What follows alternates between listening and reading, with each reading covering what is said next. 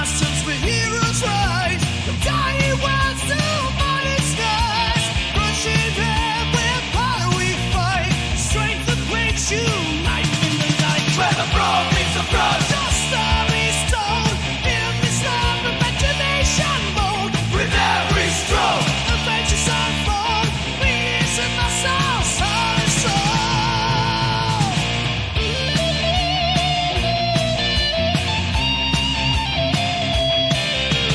Guidance in hand and worlds to explore. Roll the future, hear the dice roll. Gaming realms of muscles drawn. Together in this place where we belong. Doting spells, casting dreams until the dawn. Leveling up and the world's in our own. With painted heroes shining bright.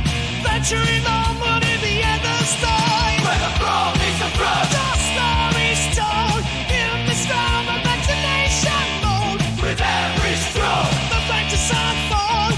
Peace of our soul, our soul. Where the brawn meets the brawn. The story's told in this realm of imagination mode. With every stroke, the fate you might fall. Peace of our souls, our soul.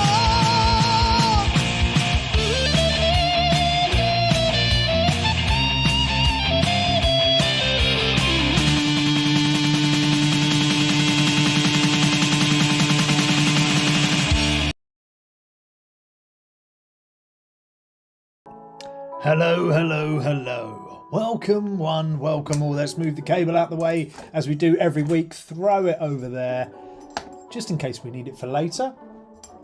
Welcome to Minis-N-Muscles, the place where the brawn meets the brush. How are we doing? It's Friday. Huzzah, we made it. It's the end of the week. Sigh a deep breath of joy for the weekend because it's here. We have made it one. We have waited all. Well, we have made it if you're in the UK, that is. Excuse me. If you're in the United States or if you're in the sort of left-hand side of the globe as you look at it on a standard westernised map, that is, you might have a few more hours to go. But here in the UK and in Europe, we are here. Oh, I'm very burpy this evening. Excuse me, but we are here. It is Friday. How are we? How are you all? I hope you're well. I hope it's all going okay. How am I? Well, I think we need to have a bit of a catch-up, don't we? Because last week, I didn't do a live last Friday, because I had some family stuff. So we had a little tribute music gig to my uncle who passed a little while back.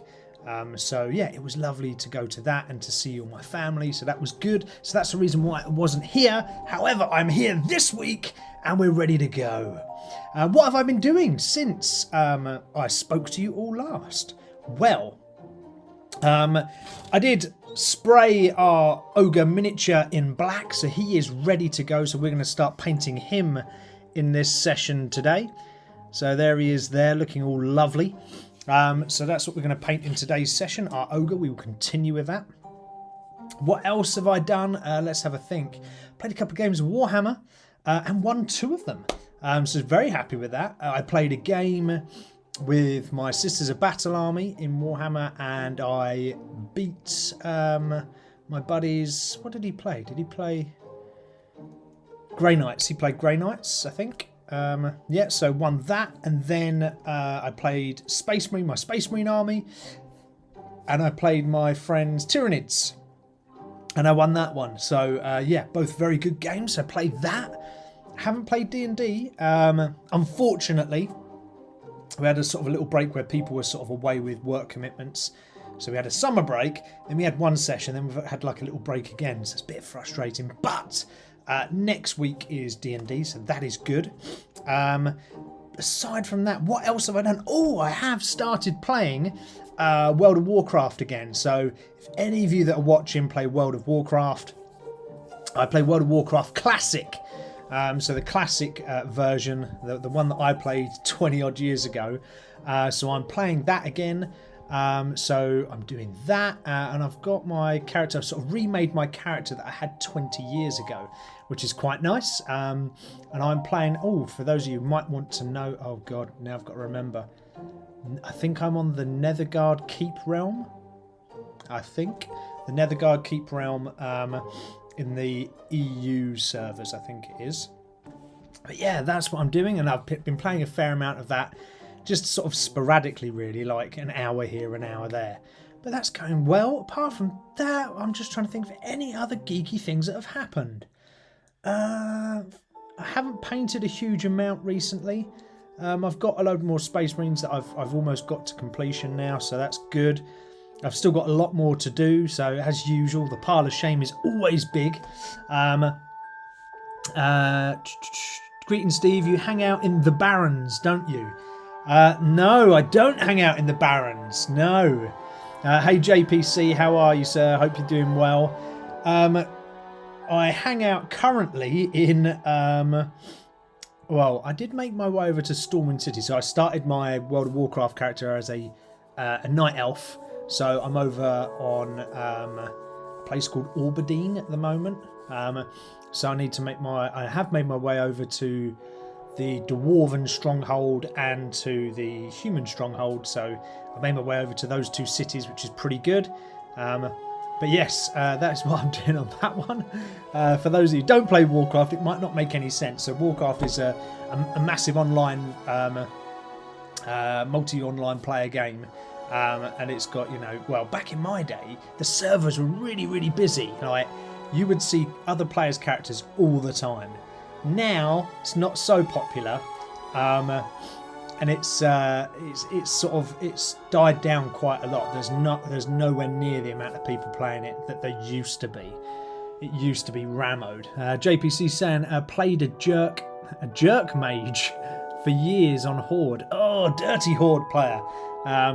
Yeah, so my two characters were a night elf druid, and I had I think it was a warrior, dwarven warrior.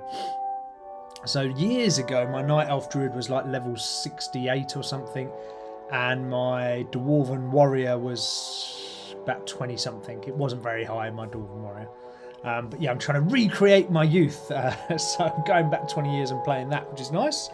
Aside from that, what have we got for the show? Because rather than me just talk crap all day, I mean, I can talk crap all day, but rather than me talk crap, let's get on with the show. What have we got coming? Well, as I said, over the next 2 hours, we are going to continue to paint this bad boy. He is now primed in black. I did order some more cork for my bases, but I've used it on my Space Marines, so and it hasn't arrived. So I was going to do a jazzy base, but we're not now. I have to wait till that comes, so we'll just paint the model. What else have we got coming in the show? Well, as usual, we've got our painting session where we paint the ogre, in this case anyway. The general topic for today is going to be just geek life and stereotypes and just talking geek with you guys. So absolutely free reign on the topics. And from the sort of things that I'll be talking about is more like breaking down the stereotypes and sharing experiences, that kind of thing.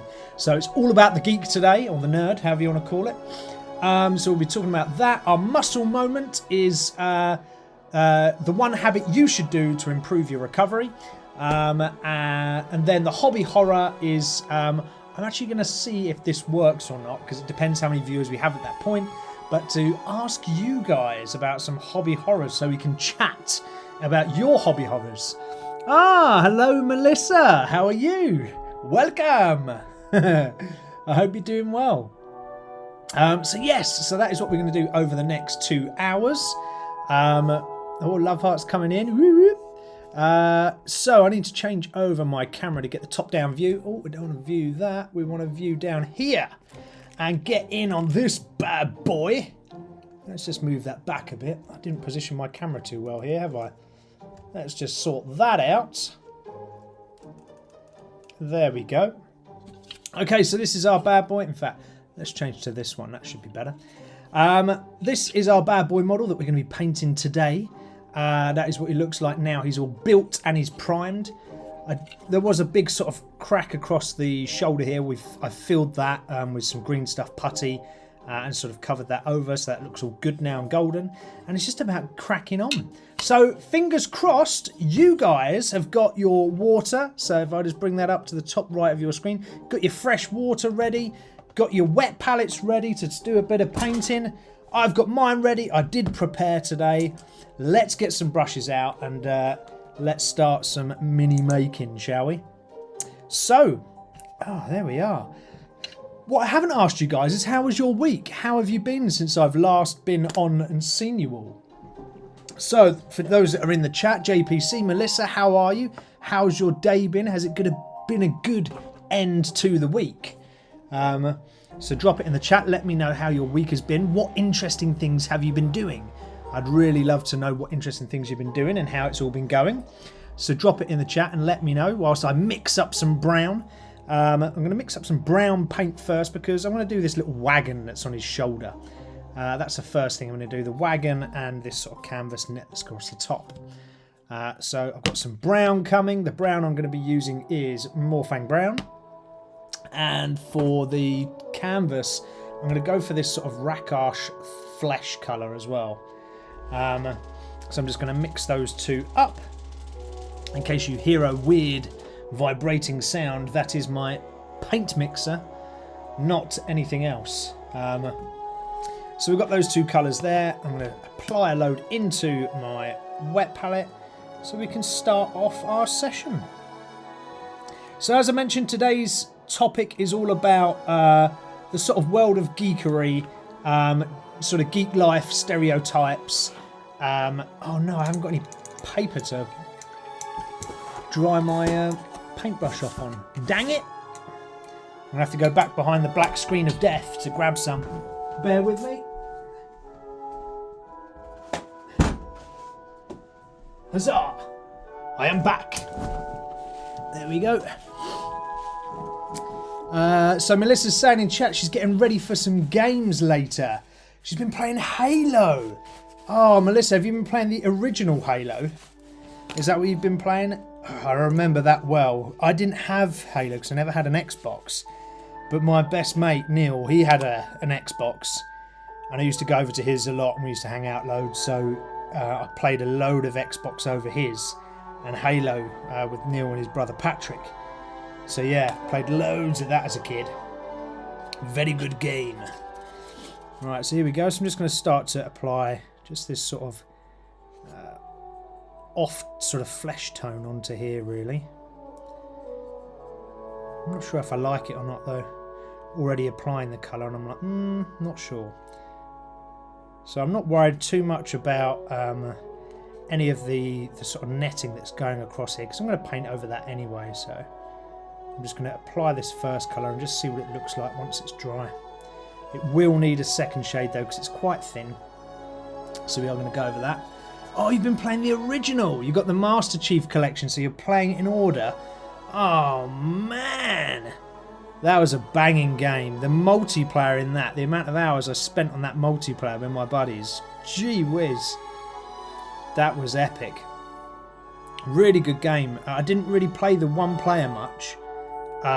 Purely because I just played the multiplayer the majority of the time. And I didn't own the game, so... yeah, that's pretty cool. Yeah, Halo days. Very cool game. I mean, it's probably one of the most defining games of its time, really, because it was like, before that it was called Doom, if you remember Doom as a shooter. That was probably, you know, just before, well, it was just before those times, because Doom was released very early in the 90s. And then sort of Halo took it to sort of the next level. So it was a pretty significant game of its time. And I bet it still plays pretty well now, actually, to be honest. You'd only need to make a few graphics tweaks, and I'm sure it plays pretty well. And it's not like some of the other games you go back to. Like I went back and played, so I remember GoldenEye on the N64. I went back and played that, and it just wasn't. It was still okay, but it just I swear the graphics were better. Maybe it was because I was younger when I was playing it, but I swear them graphics were better. And I went back and played it. I was like, So is that the same with Halo, Melissa? Have you been playing Halo? Is it sort of the graphics are a bit disappointing, or have they given them a little bit of a spark and a bit of an update? Let me know. That's just applying this first sort of thin layer. Remember, this is fairly watered down as well, this, 'cause it's in the wet palette. Just this thin layer of Rakash flesh across the top of this part of the canopy that's on his back of his trailer. It's like his backpack. So this massive ogre has actually got this backpack, and his backpack, ironically, is a trailer. So he's a pretty big figure in the world of D&D figures. He's a pretty gigantic geezer. Look at the size of him. You can see his little thingy there, yeah? I was just giving it a first colour of coating. So that'll do. That'll do with that one. Whilst we wait for that to dry, we can put some brown on.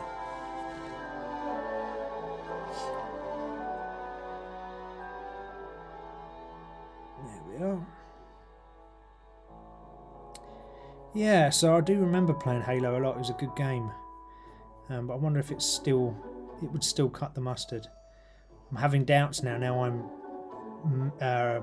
remembering playing GoldenEye on the N64 and realising, although I loved it as a kid, it wasn't as good as what I remembered when I revisited it. Which is kind of sad. Maybe we shouldn't revisit games.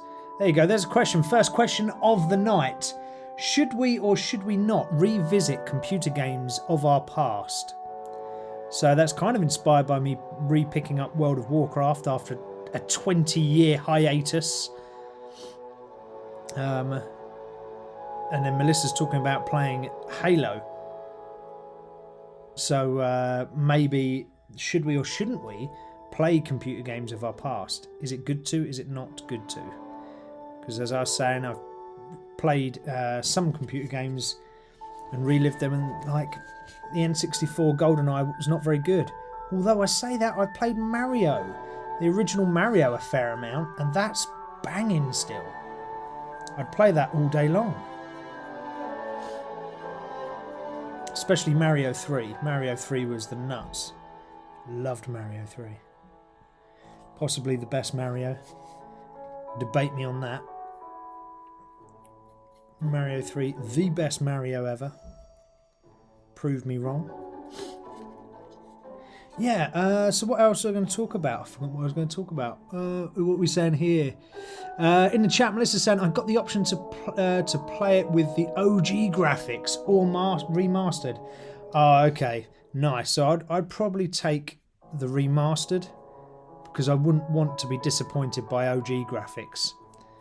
I think I'd take remastered on that one. If it was an 8-bit game like Mario, I can handle it being where it was because there's no expectation. But with something like Halo, I feel that my expectation would be too high because of the fond memories I have for it. What's JPC saying? JPC saying, yes, I still play Super Mario World. Another banging game, right? Awesome game of its time, and still really good. Still really good now. So yeah, that's one for the vote for our games still valid, old games still valid now. I mean, Super Mario ticks that box big time, doesn't it? Don't worry about me going over the edges on stuff here. I'm not being too precious because we're going to put some, probably going to put something over the top of this. I'm not sure I like how that colour's come out, actually, looking at it now. So we'll probably redo that. Yeah. So, general chat conversation, by the way, guys, tonight is sort of the geek stereotype. You know, life as a geek. What is it like? What are your experiences? You know, what do you go through? What are your thoughts when you hear the word geek? You know, all these sort of things we're going to chat about this evening. So if you want to chat about any of that, stick it in to the comment section and let's get a convo going. I'd love to hear from you because there's plenty of you online by the looks of it. So I'd love to hear from a few of you. If you've got anything to say about being a geek, drop it in the chat. We've already got a fair amount of chat about retro games, actually. So we've got some chatting about retro games, Super Mario, Halo. But what else is there out there for you? What else consists of being a geek? Here they go. There's the first question, actually. What makes people a geek, right? In your opinion, what makes you a geek, and what qualifies you for that prestigious title? Drop it in the chat. Let me know. What makes you a geek? I'd love to know your thoughts on that one. Whilst we think of that, JPC is saying, I would play Jagged Alliance 2 if I could figure out how to use my DOS version. Oh, good old MS-DOS. Yeah, CD / run. Yeah.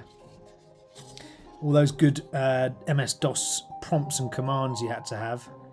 It wasn't always CD / actually. It was quite often. What was the prompt command for running floppy disks? I can't remember. Anyone remember? Let me know. Yeah, I remember playing Street Fighter a lot back in them days. Because my dad had this quite a good PC at the time. It was pretty powerful for what it was back then. And I remember managing to get Street Fighter on the PC, and it was so good. That was a bloody good game, that was. See, that hasn't aged, right? Street Fighter's still Street Fighter. Still a pretty good game, although I've not played the most recent one, so could be a problem. So JPC is saying, in reference to what makes you a geek, what makes you qualify for this prestigious title, he's saying a lack of social skills. Oh, really? You think? A lack of social skills? I think that's the common perception, right? Definitely the common perception is lack of social skills, for sure.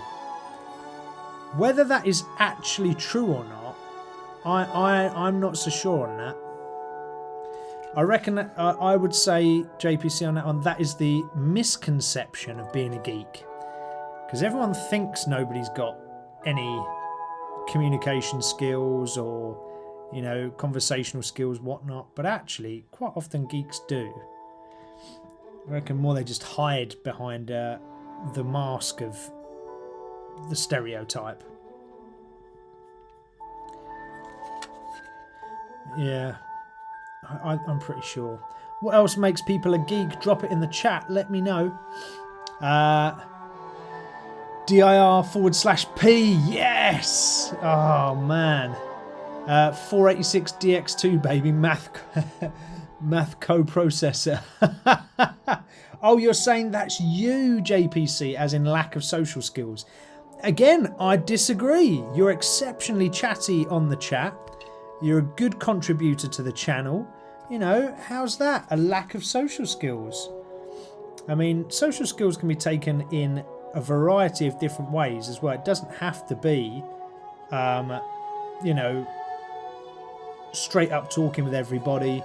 You know, I think you're a very social person. You know, just check out your convo tonight, bro. You're already rocking the chat, picking up the. Oh, you're in second place at the moment for chat vibes. Melissa is holding the chat crown right now. But if either of you or someone new wants to come on and steal the chat crown, you know, there should always be competition here on Minis and Muscles. And the competition should be for the chat crown. Maybe we should celebrate that a bit more. So if you want to be celebrated, you can steal the chat crown from Melissa and see if you can out-chat her. If that's possible. I don't know. Is that possible? Maybe not. Maybe Melissa will argue that it's not possible and she is the chat queen. But it should be our target, right? We should want to chat. And this is what this is about, really. And that's why I made this channel. This channel is all about inclusivity and having a sort of environment for geeks and nerds and sort of you know, us odd type individuals to get together, have a safe space to chat and just talk crap, really. Just talk about the things we love from the geek community, be that Pokemon, Warhammer, Dungeons and Dragons, computer gaming, whatever that is, I don't care, I'll talk about it. And it's just to have social interactions. So one thing there that JPC is saying, you know, stereotypically geeks aren't particularly good with social skills, and he says it's certainly not for him. But you know, that's what we want to promote here, is social skills and everyone engaging with each other and having a friendly old bit of banter and chat. So do drop in the chat. If you're a first timer here on Minis and Muscles, say hello. Drop into the chat and say hello. I'd love to welcome you in. Love to talk about who you are and learn about you. And you know, if you've got any questions about me, equally ask away. I would be happy to answer any questions you may have. So remember though, tonight our chat is about the topic of geek life versus stereotypes. And one thing I wanted to ask you guys actually is, when you're looking at geek life versus stereotypes, what would you say your biggest difference is between what people think you are and how you actually are? So what is the biggest difference between what people perceive you to be versus how you actually are? So that is on our chat agenda for this evening. So if you have an answer for that, drop it in the chat. We're all geeks here, right? Geeks, nerds, all the rest of it. Sometimes other descriptors. So what is your biggest difference between you as a person and what people expect you to be as a person, being a geek? So I will drop in with my first comment, right? The biggest difference between me as a person versus what people think I am is that when I say to people that I'm a geek, straight away people are like, no, you're not a geek, blah blah blah, you're not a geek, you're, you know, into the gym and you do this and you do that. And I'm like, yeah, but that doesn't matter. I am the biggest nerd ever and I'm bloody proud of it. So people stereotype me just for the way I look and don't believe that I'm a geek, when actually I 110% am. So, you know, let me know in that chat and tell me if you've had a similar experience. It'd be good to know. It's funny, right? When I'm watching my current viewers, 1 minute it says like X number, the next minute it just disappears and you get like half of that amount. And then you get another, and then it goes back up again. Is that because people are watching and then dropping off and then new people are coming? Or is that just a bad connection with people? How does that work? Does anyone know? I'd love to know if anyone does know. Be interesting to see. So for me, on our general topic, geek life versus stereotypes, there's the classic stereotypes, right? A geek has to have glasses, right? 100%, all geeks wear glasses, don't they? That's just a matter of fact. It doesn't matter whether you're watching a kid's cartoon or a movie, geeks wear glasses all the time, every time. So that is one, I'd say, classic stereotype of the geek, that you have to wear glasses. JPC has chimed in with the socially awkward part. I think that is probably a expectation amongst most people, that geeks are socially awkward and you don't know how to hold a conversation. I disagree with it, but I think you're right, JPC, in the sense that that's probably what people misconceive geeks as, socially awkward. What else we got? Melissa's saying, well, I'm a woman, so some men immediately assume that I can't be a nerd. Oh, wow, really? Just because you're a lady, people think that you can't be a nerd because you're a lady? Obviously, I've never experienced that because I am obviously a man. I wouldn't have... Wow, that actually quite surprises me. I wouldn't have thought that people wouldn't have said you can't be a geek because you're a girl. Yeah, That's pretty interesting.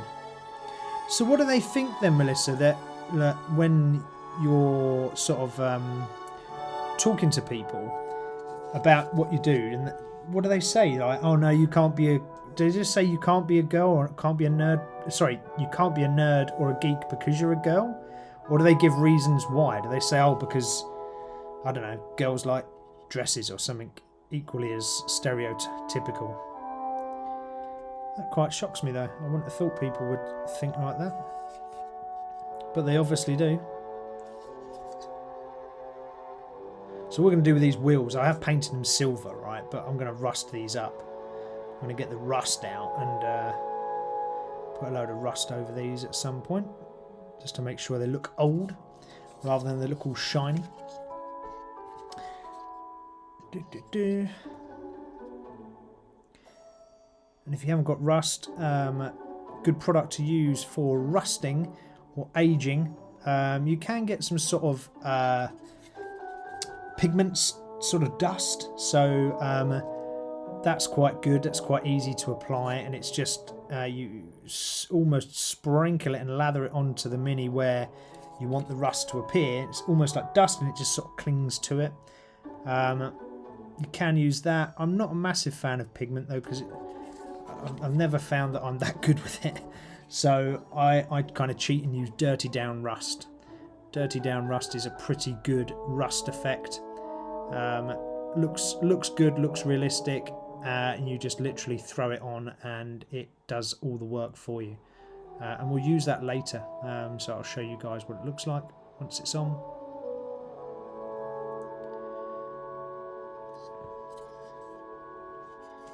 So yeah, so let me know about your stereotypes and what you think. How do people judge you, and what do people sort of say when they're talking about the stereotypes? Melissa's brought up a good point about some people say to her she can't be a geek or a nerd because she's a girl. I've had people say you can't be a geek or a nerd because, you know, you like going to the gym. So I guess, yeah, the girl factor probably works in the same respect as my gym factor does. So yeah, that doesn't surprise me, I guess. Yeah, stuff like that. Just sexist reasons. Ooh, okay. Yeah. Unfortunately, the world is full of that. It doesn't matter whether you're a lady or a man. I think you can receive that on both sides of the fence, unfortunately. But, you know, we can live past it. We can get past it. If these people want to believe certain things because of X, Y, Z, just let them.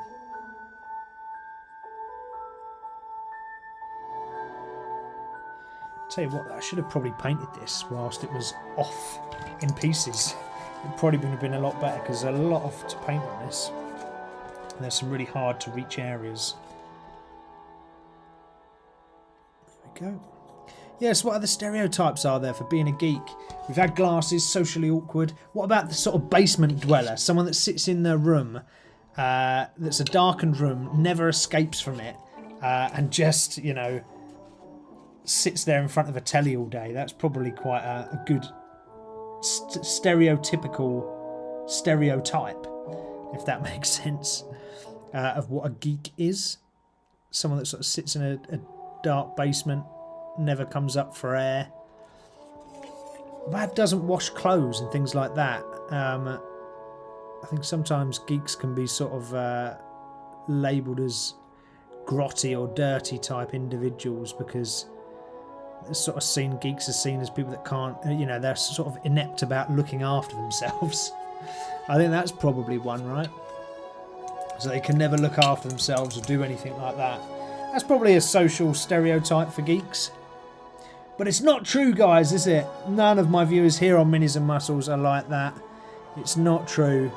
Not at all. We are not like that.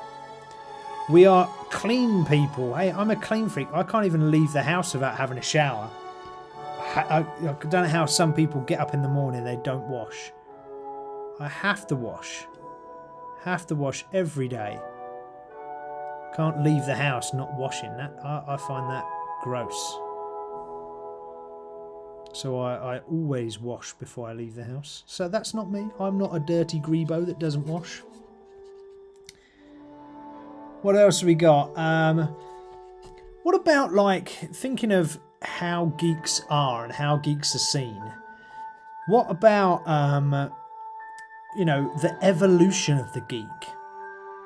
So how it has sort of, it started off as this, especially as I was growing up in the 80s and the 90s. You know, being a geek wasn't cool, right? It wasn't cool by any stretch of the imagination.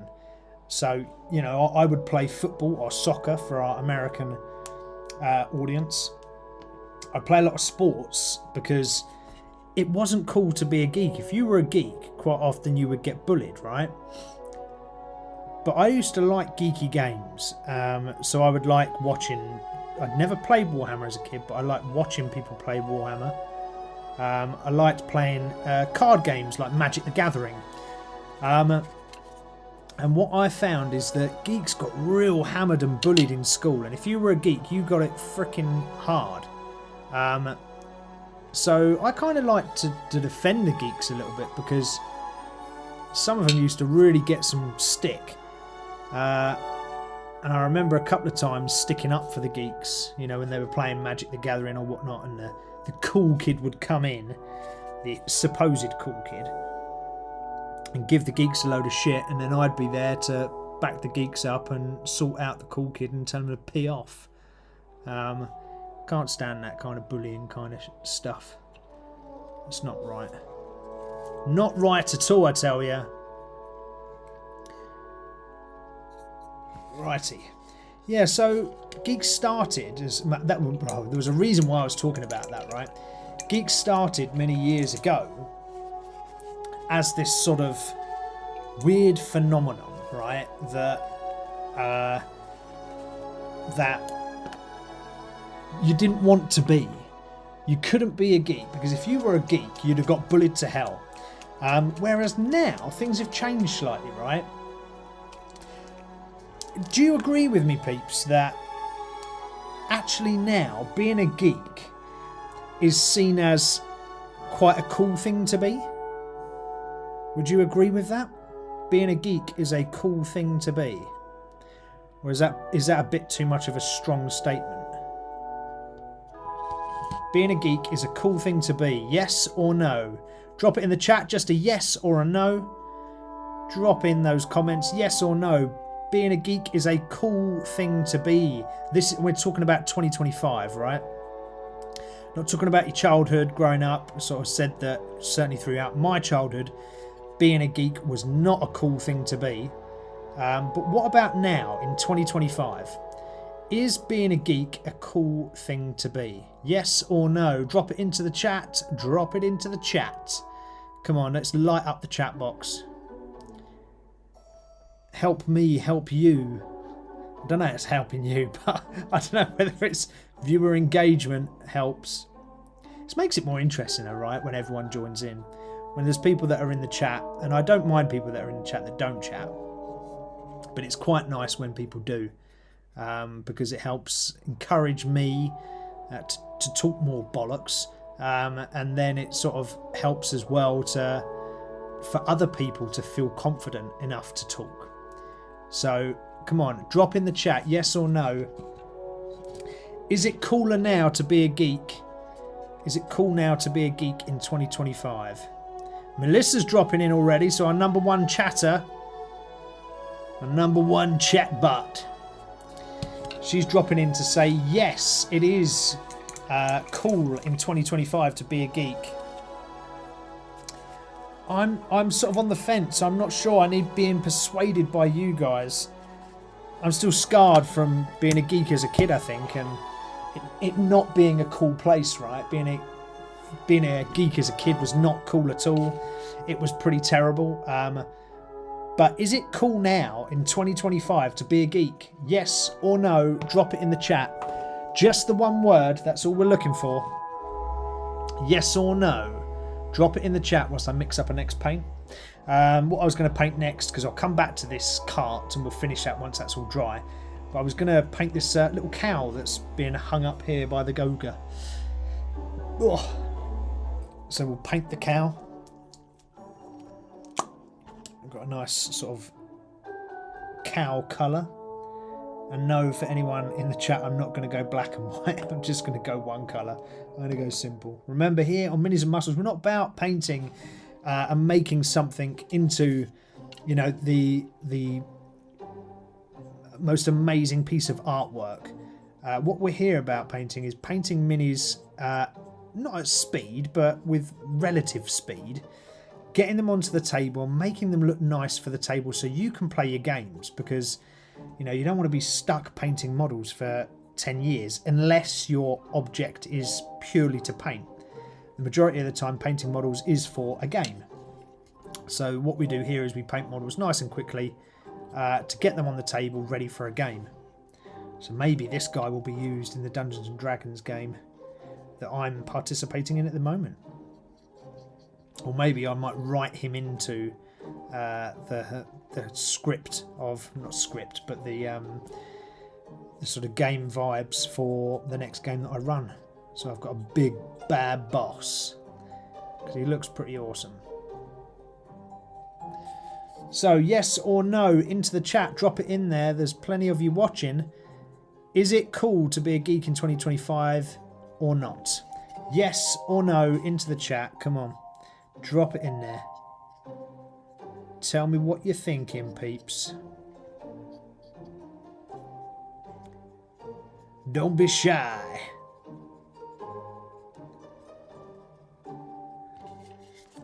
This poor cow. Is he still alive? No, his tongue's hanging out, so I guess... Oh, damn it. Put my finger in the top of the model. I guess he's not alive, because his tongue's hanging out like he's... like the ogre's got him. So sorry for any animal lovers out there.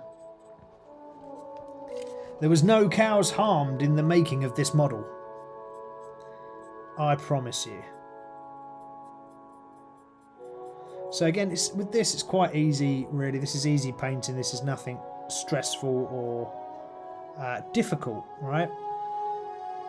A lot of painting really is just about keep it simple and less is more. By keep it simple, I'm talking about the paint scheme yourself and what you're trying to achieve. Like, I could have gone painting a black and white coloured cow, right? But actually, that makes it a lot more difficult. It's more time consuming, it's more difficult to get right, to look good. Can I do it? Yes. Do I want to do it? No. So keep it simple, and then less is more. So if you're applying effects, like you're applying the sort of wash colour to the top of this ogre's, what's it called, trailer. Don't do the wash everywhere all over the model. Just do it in certain places. Less is more. The more you use something, quite often, especially if it's like an effect like that, it ends up taking away the value if you use it too much. And it just doesn't look as cool. And we want our models to look cool. I think I might put his ears on back to front. Oops.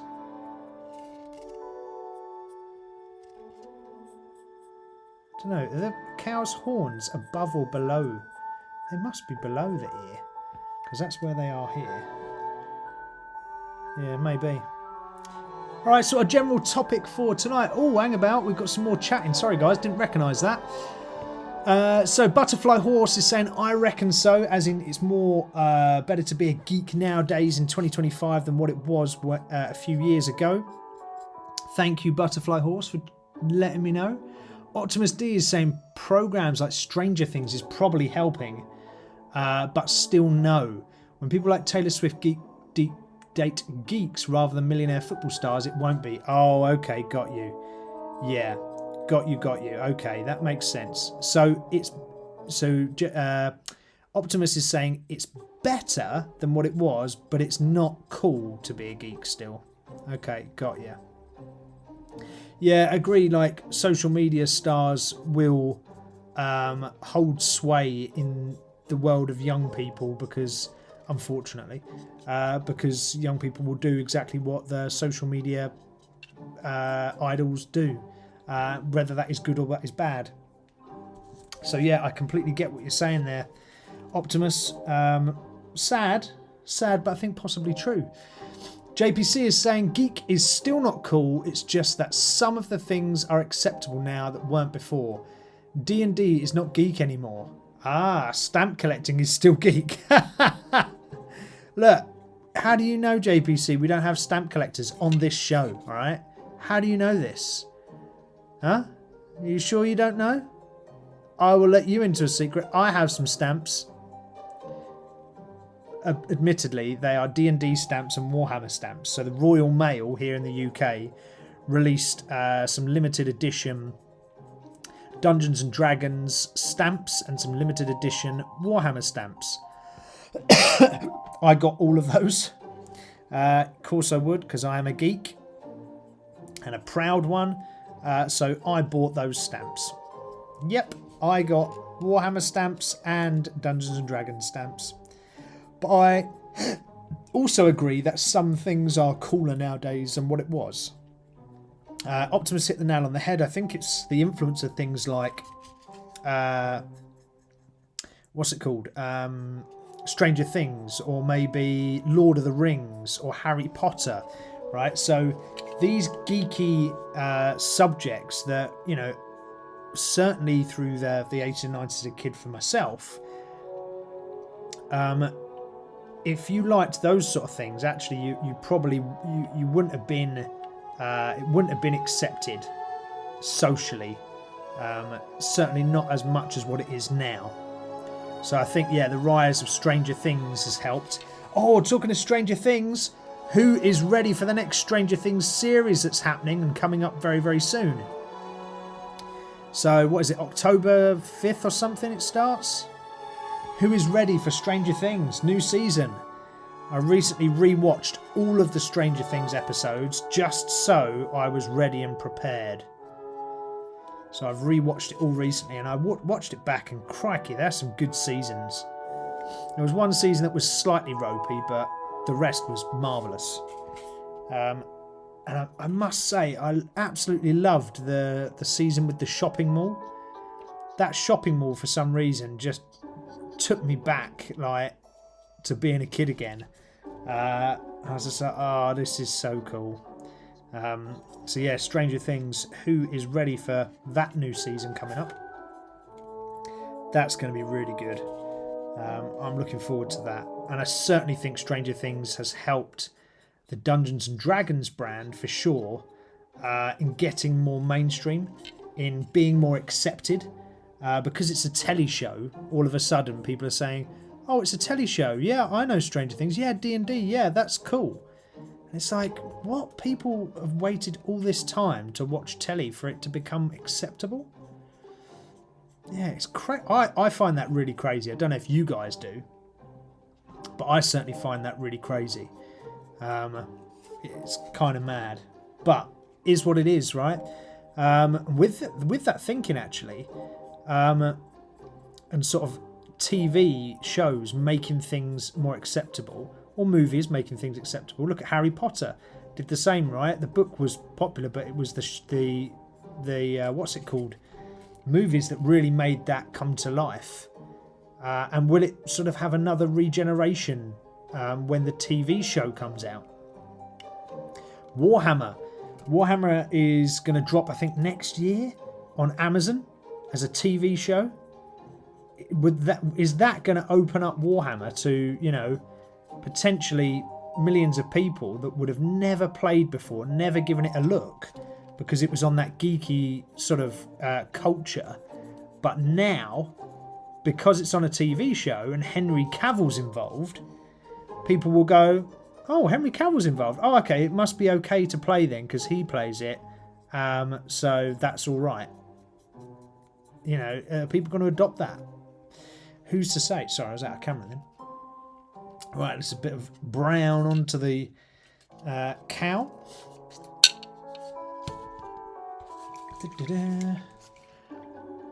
So JPC is saying, because I'm only a step up from stamps, I have a sticker book. Oh, okay. So sticker books is very geeky. I had loads of sticker books as a kid. Mainly soccer sticker books, must admit, mainly soccer sticker books. But sticker books I was a sucker for. I got loads of those. Just looking at this wash across the top here, it's not really drying that well, is it? It's not really giving me the kind of tone that I wanted. I wanted a sort of skinned animal tone. That's what I wanted. Maybe that is right. I don't know. I'm going to have to wait for that to dry. We've got some other brown objects around the side here. We've got a little barrel to paint and maybe his staff as well. So let's give that a bash. If Cavill... Oh, hang about. We've got some more coming. Warhammer might be acceptable now. My kid's school has a club.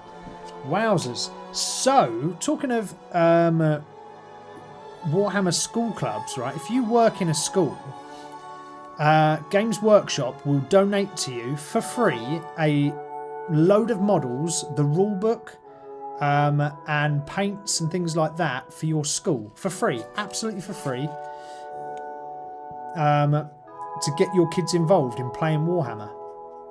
Which I think's... I mean, obviously they want it. They're going to donate that to drive sales elsewhere, right? But I still think it's good that they donate it completely for free. And there's quite a lot of models that they give away as well, and paints. So if you work in a school in the UK, not sure about the US, whether this still applies, more than likely, but you'd have to check. But if you work in a school, in the UK, for certain, you can get free Warhammer sent to your school so you can start up clubs. So that's a really good incentive. And maybe you're right, Optimus, that if they're doing things like that, promotions like that, and Dungeons and Dragons probably do a similar thing. You know, if you have those kind of clubs at these grassroots levels, then the thing that you're doing will become more acceptable, right?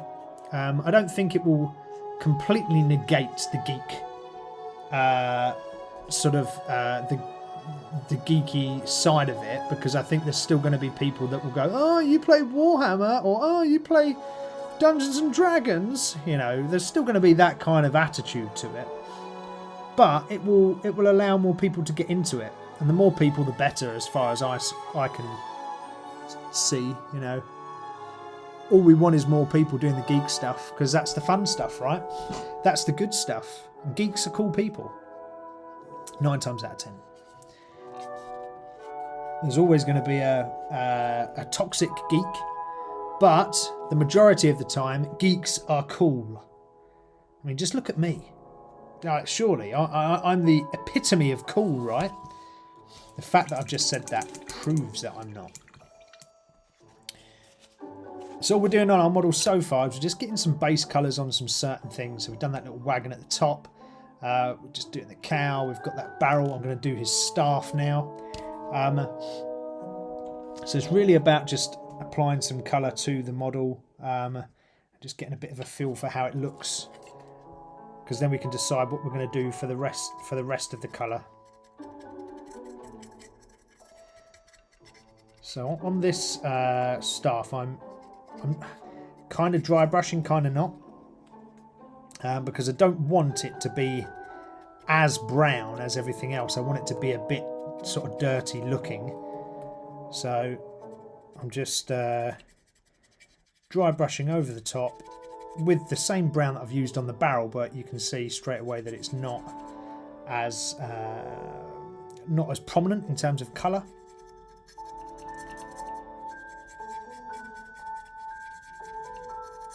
I just want it to have that kind of more weathered kind of look.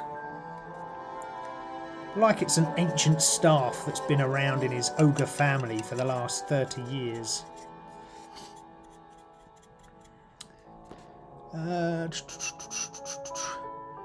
Oh, Optimus is saying if Cavill gets his 40k show off, I might even buy some Games Workshop stock. Mate, you should do. For anyone that trades in stocks and shares, that's a bit too much, a bit rich. Warhammer is the only company, I think, the only high street shop company that's had double-digit growth year on year for the past, like, 10 years. Even through COVID, Games Workshop, the Warhammer stores, had double-digit growth as a company throughout COVID. Like, that in itself is an insane stat. Absolutely insane. So yeah, so if you do shares and stocks and shares, yeah, 100% go with Games Workshop. Pokemon is another great one if you do stocks and shares. So Pokemon, in terms of growth year on year, they have some great growth figures. I can't remember off the top of my head what it was last year, but it was something really impressive. It was something like 26% or something. They do really well. So yeah, geek thingies are really great to invest in. I mean, look at Nvidia, right? Nvidia, the people that make computer chipsets for PCs and laptops and all the rest of it, and graphics cards. Nvidia stock has gone absolutely mental. It's one of the most valuable companies in the world now. I don't know if it still is because it sort of flits and peaks and troughs, but they were, and you know that's all down to their sales for things like laptop gaming processor units for laptops and PCs. You know, and this is a company that make GPUs, for God's sake. How are they the most valuable company in the world? Absolutely mental.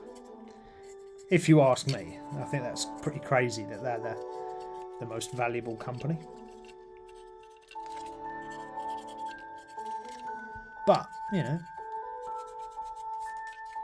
So if you want to invest in things, yeah, geek stuff is really good because geeks spend money, man.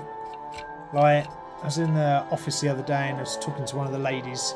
There you go. You can see the sort of difference in colour between the staff and this. This is sort of a more brighter brown, whereas this is more a dull. It's the same colour, but just by lightly applying a dry brushing effect and putting it over the black a couple of times over, you get a different effect.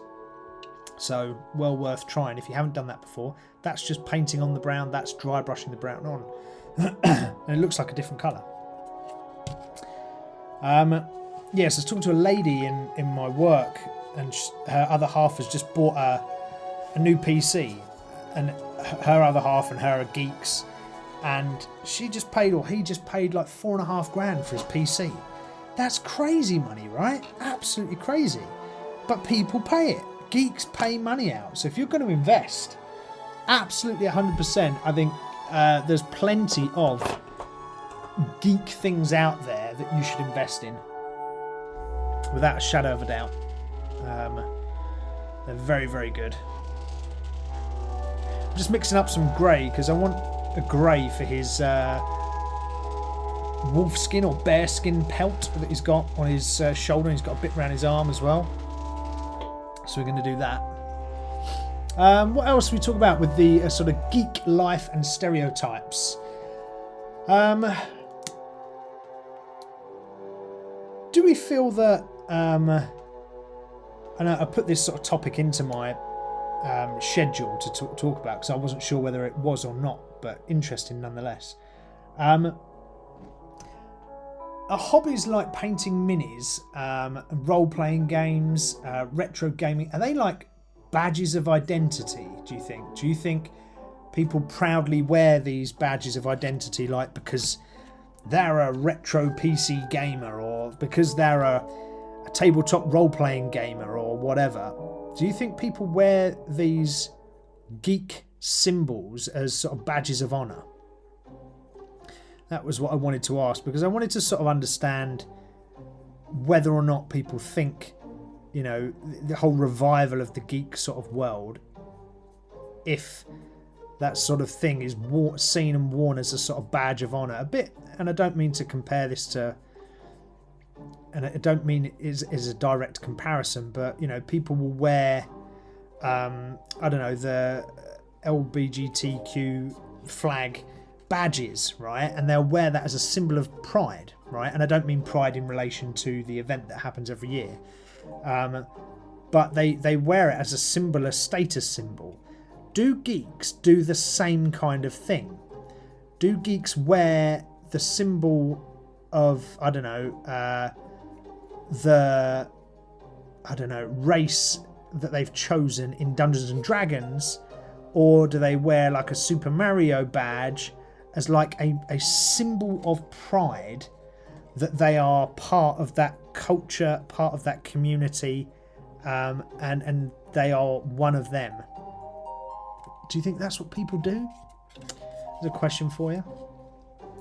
If you've got an answer for it, stick it in the chat, because I'd love to know. All we're doing now is just painting this fur. So again, I'm going for a bit of a lazy paint scheme here, or a lazy way to paint, should I say. I'm not completely filling every single nook and cranny on this fur. Sorry, I'm out of shot. I'm kind of going over lightly with the paintbrush and just seeing where the paint falls.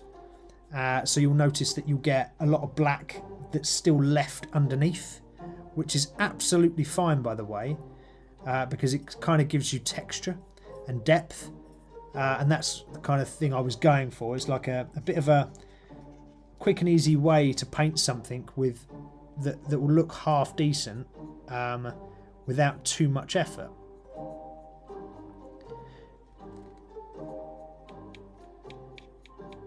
Oh, that's actually a little bear claw there, down there. I've just noticed. It looks like a sort of claw. So I'll have to get that claw done.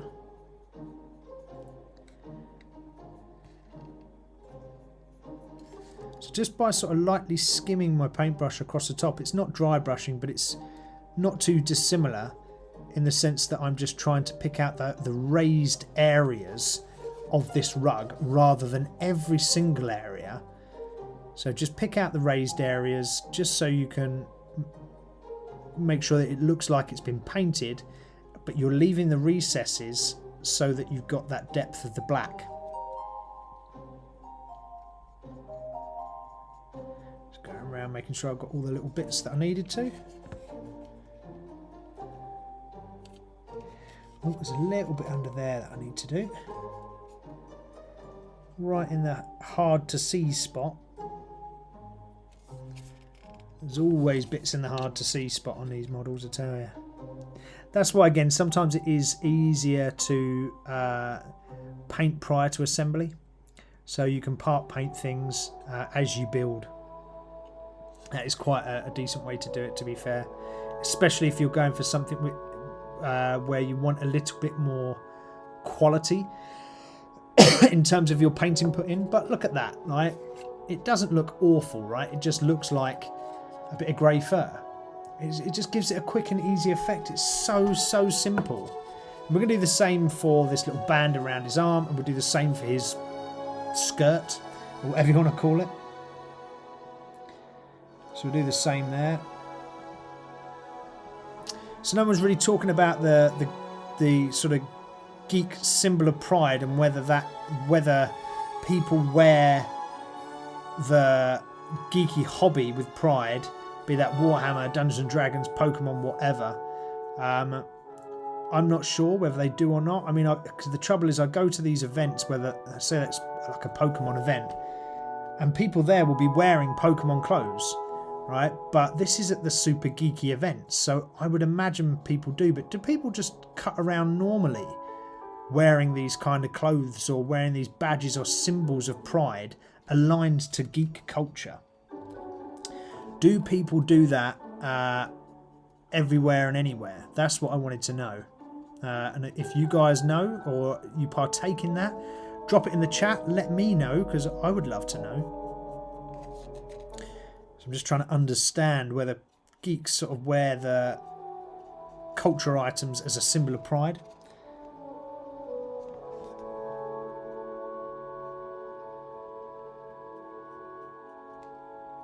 I mean, me personally, I don't really have... No, I don't think I do, really, actually. I don't think I do that. So, for me, it's not something I personally do. So it's interesting if others do that. I don't really have like a massive Pokemon jumper or something, or a D&D. Oh, I did have a D&D t-shirt. It doesn't fit me anymore, but I did have a D&D t-shirt. I did have a few Critical Role t-shirts actually, so yeah, I guess you could say I wore that as a symbol of pride.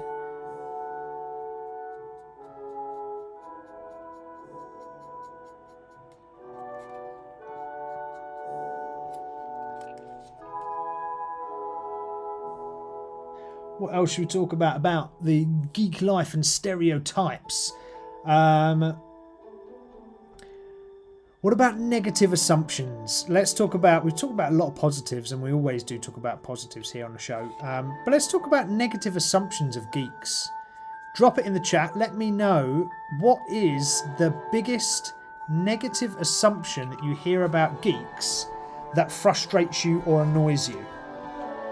That's what I want to know. What is the biggest negative assumption that you hear about geeks that frustrates you? Drop it in the chat. Let me know. What is that? I want to know. I want to talk about it. So come on.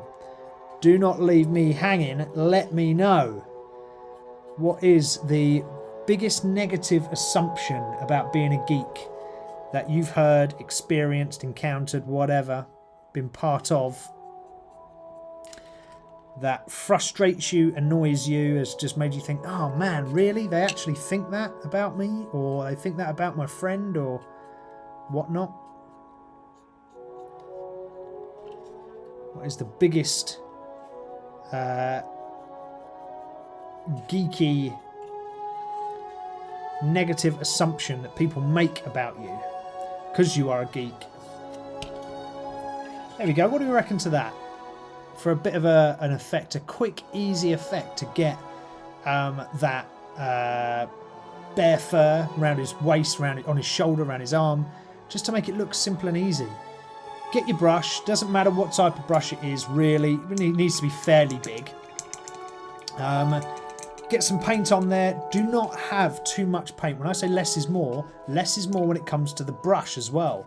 So the less paint you have on there, you can end up doing these nice little effects. It's a bit like dry brushing, not quite, where you just get a little amount on the end of your brush and just run it over the higher prominent features of the model. So all those lines, and you just run it across, and because you've got black underneath, it's perfect for doing fur.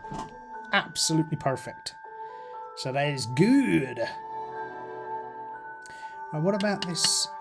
Like, he has got like some kind of robe here as well that attaches to his... What colour should we do that? Should we do it like a bright colour, like a red? And he's got his little banners that hang down here. I reckon we should go for like a red for this. Not a bright red, but like a darker red. And that's what we're going to go for. Let's mix it up. So, who's still there in the chat? Let me know. Negative assumptions about geeks. What have you heard? What upsets you? What frustrates you? So I'll tell you one of my pet peeves about negative assumptions about geeks. It's unhealthy. It's unhealthy to be a geek, doing this and doing that and blah, blah, blah. I've heard that and I think, what a load of BS. Being a geek is so far from unhealthy. I think being a geek is actually super healthy. Because, okay, so geeks congregate together, but geeks are super social together. Super sociable. It does promote good communication skills in the geek world. Yes, okay, I get it that some geeks might not talk outside of the geek world, which could be detrimental. Completely understand that. But generally speaking, I think it brings people together. Bringing people together and having these sort of strong social circles, I think is a really healthy thing to do. So it really winds me up and be like, oh no, that's just not healthy, being all that geeky and playing a computer game and blah blah blah. But 9 times out of 10, what also makes me laugh is the people that end up saying that to you, the ones that, you know, go to the pub and down 10 pints on a Friday night. You know, whereas I'm here sitting on this channel chatting to you guys about just wholesome activities and things that sort of, you know, you can do in your own time and you can do with friends and you can enjoy. You know, I'm not wasting my money on a packet of fags and a load of booze. Now, I'm not preaching and saying that you can't do that. Of course you can. Do I think it's the worthwhile thing to do? No. Do I think having a hobby like this where you can engage with your friends and you can, you know, get together with your mates and play a game together is far more useful? Yes. Is it also a healthy thing when it comes to supporting you mentally? Yes. Like, I know for a fact, for me, if I'm having a bad day, just painting alone cheers me up. I know this is true for a friend of mine as well. I know he's like that, so when he paints, he feels more chilled and relaxed. It's just a bit of escapism from some of the shittier things in life. Now, I'm not saying it's the be-all and end-all, but it does bloody well help. And, you know, if that helps there, how is that a bad thing? How is that an unhealthy thing to do? Now, yes, I get being a geek. You could go to the extremists and you could be one of those geeks that locks yourself in your bedroom, never gets out, right? I get it. There are people that do that. I'm not condoning that either because, you know, here I'm talking on Minis-N-Muscles about fitness. So keeping yourself fit and doing these geeky hobbies, right? So I'm sort of combining the both and sort of here to break the mold to say, yes, you can. You can be a geek and you can still go to the gym. Yes, you can go to the gym and still be a geek. So, you know, I think there's stuff in moderation, but I think that applies to everything in life, right? Anything when you do it in extreme is generally not good. I mean, yeah, you've got to be ever so careful not to slip into the trap of going too far. But I think it's good nonetheless. So I don't think that is a negative assumption. It's one that I've heard, but I don't think it's a true one.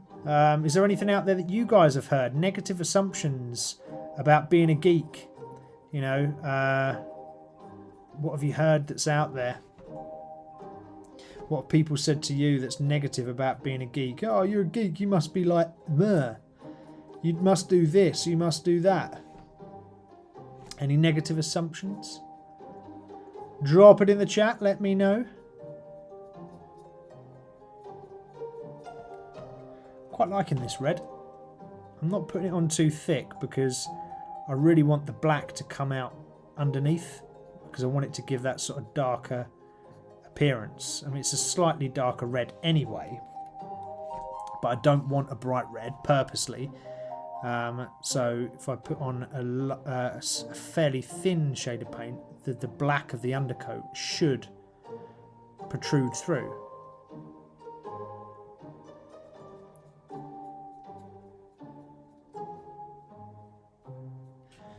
Which I think it is. Might have to redo a couple of little areas just where it's come through just a bit too much. But we should be okay, generally speaking. Oh, it's 8:15 already. Crikey, I've been chatting away. I best stop for a second and do my muscle moment. Because we wouldn't be Minis-N-Muscles without talking about the muscles, correct? Or talking about fitness for 5 minutes, that's for sure.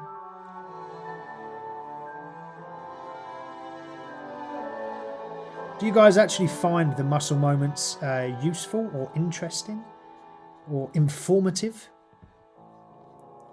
So let me know on that, by the way. Righty, there he is. Let's just whack a little bit across here.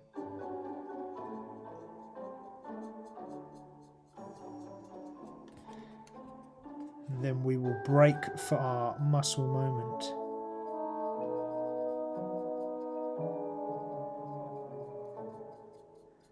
There we go. Alrighty, so it's just a quick layer of red goes across. And you can start to see already how the model's starting to take shape. He's starting to look pretty cool. Righty, let's just pause there and go to the front view. Huzzah! You can see me again. Well, you could always see me. I was just in the top right or top left of your screen. Just going to wash and dry off my brush.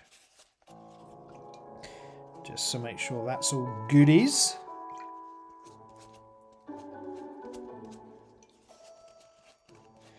There we are.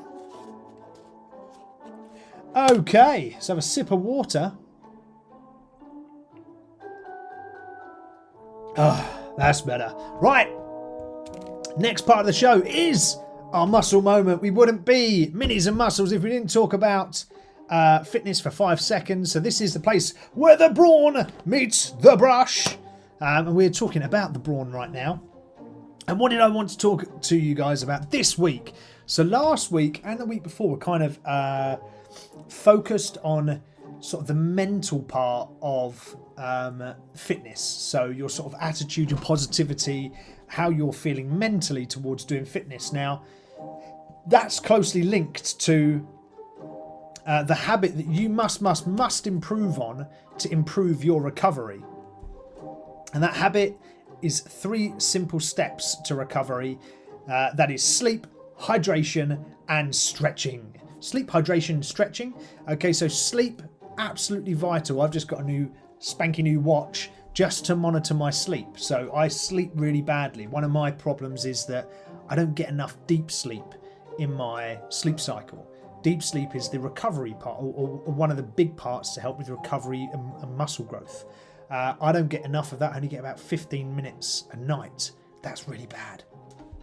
Some nights I get more, but most nights it's about 15-20 minutes. Well, you should get over an hour, well over an hour.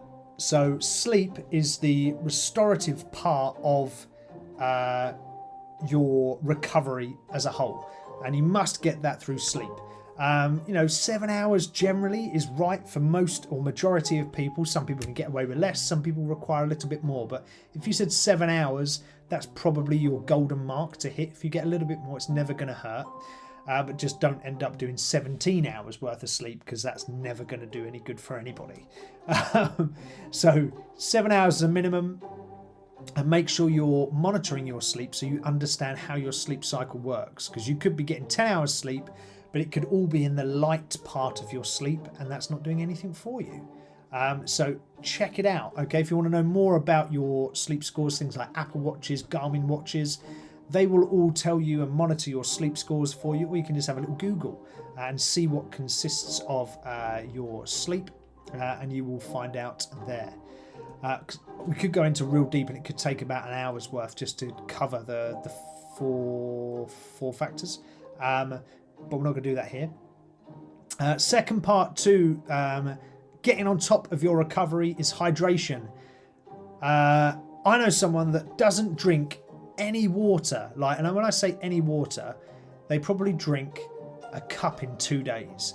That is mental. You must drink water. I have some water right with me now. This is like my 4th pint glass today of water. I've had a coffee, and I've had some decaf coffee and other things, but you must drink water to keep yourself hydrated. It boosts your performance, allows you to train harder in the first place, and then when it comes to recovery, it allows your body to recover and reduces all those cramps. So if you're finding you're getting loads of cramps either during or after exercise, it could be down to your water level. Now, that doesn't mean to tank, these. I see some people walking around with these stupid bloody 4.5 litre gallon jugs of water. That's going to flush your system out. You can have too much water. So just check yourself before you wreck yourself. Just think logically about it. I think it's about 3 litres a day, I think, off the top of my head. But you should also try to have some kind of drink that has some electrolytes in it as well. Okay, so that's important. So do that. And the third part is stretching. If you can, I was going to yawn then, but I didn't. I'm glad. If you can, you want to start stretching to support joint joint health and prevent injuries.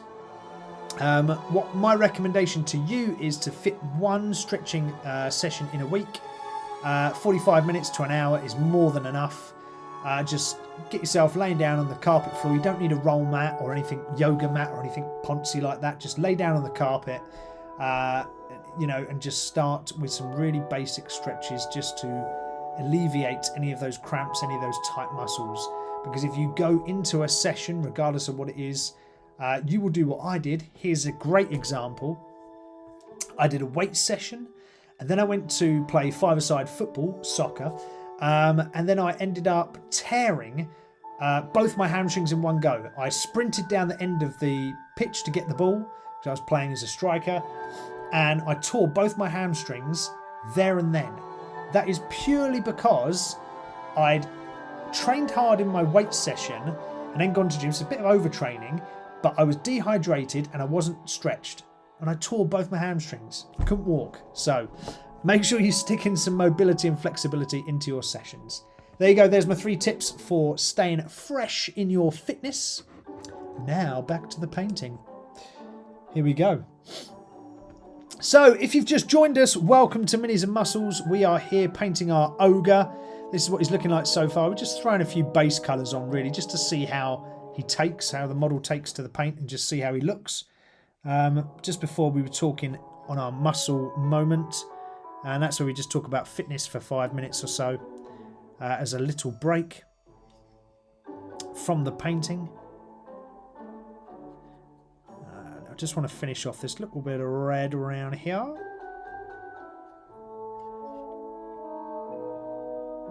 There we go.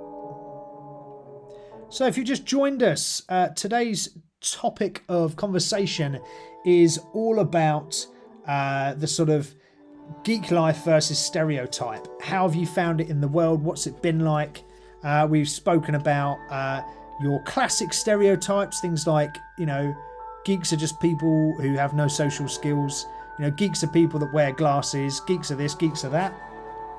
We've spoke about the evolution of geek culture. So is being a geek in 2025 cool? I mean, we had a couple of people answer in and say, no, we don't think it's cool, but it's made it easier to be a geek. And there are some things that you can do now that are more socially acceptable because of mainstream media, or because of things like film and TV that have brought it to light of everybody. Then we spoke about geek pride. Do people do things as a geek, and a bit like wearing a national flag or something? Do people wear geek items as a symbol of pride? And then sort of what I wanted to get onto next is we talked about negative assumptions as well.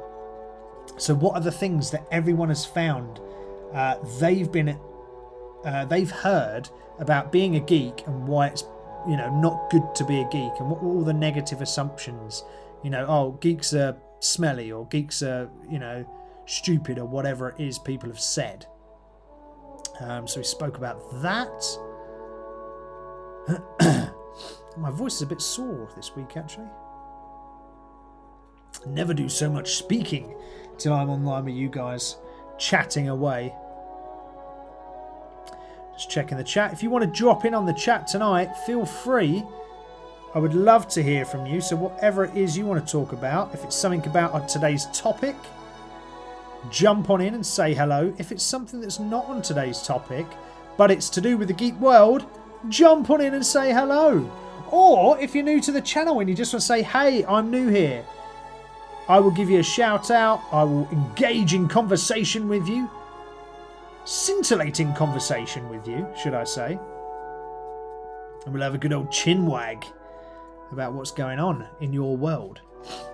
Right, we want to paint these little banners next. So if red's there, so what do we want to paint? Like a blue colour, like a dark blue for those banners? Blue would look okay against red. Yeah, drop it in the chat if you want to talk about something.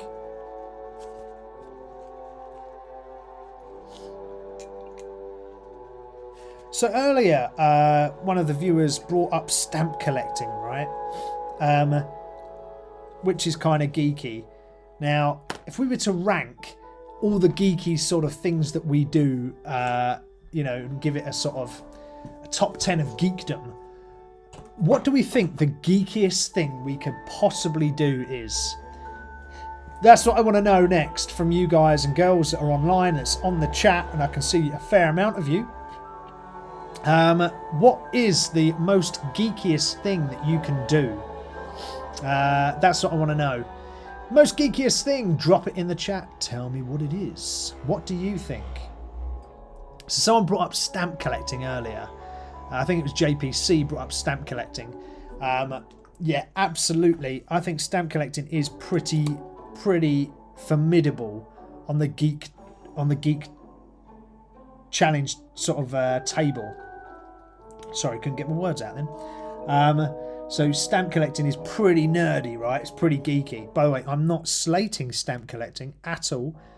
As I said, I do have some of my stamps, my own stamps, in relation to Warhammer and Dungeons and Dragons. The Royal Mail released a set, a limited edition set, and I snapped them up. So I'm with you, stamp collectors. I'm there in the trenches with you.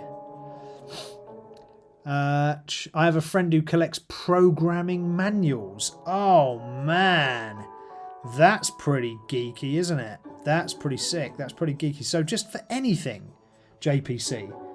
So they will talk about absolutely anything. Sorry, they will buy any programming manual on anything. So it could be, I don't know, programming